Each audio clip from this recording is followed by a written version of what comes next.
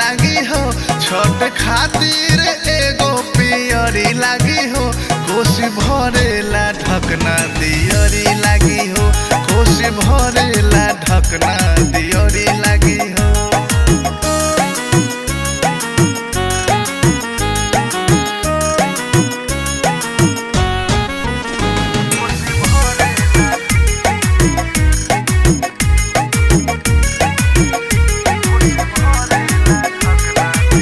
नारियल उखिया केला के पतैया हो, लागेला हरियर आदि मुरैया हो।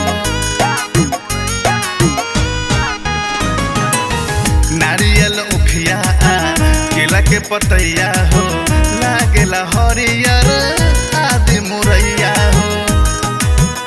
साँझ होत भीड़ नदिया के जोड़ी लागी हो, साँझ होत भीड़ नदिया के जोड़ी लागी हो, कोसी भरेला ढकना दियोरी लागी हो, कोसी भरेला ढकना दियोरी लागी हो।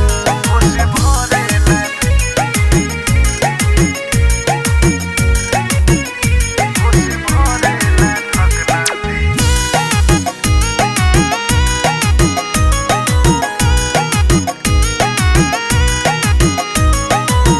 सबसे महान हवे छठ के बरतिया हो, 3 दिन भूख बूता देबू अरगिया हो।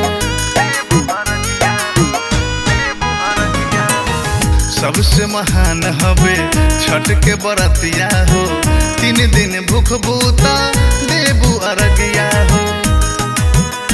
पप्पू रे सूला एगो फूल झरी लागी हो, संगे ननकाला एगो फूल झरी लागी हो, कोसी भरेला ढकना दियरी लागी हो, कोसी भरेला ढकना दियरी लागी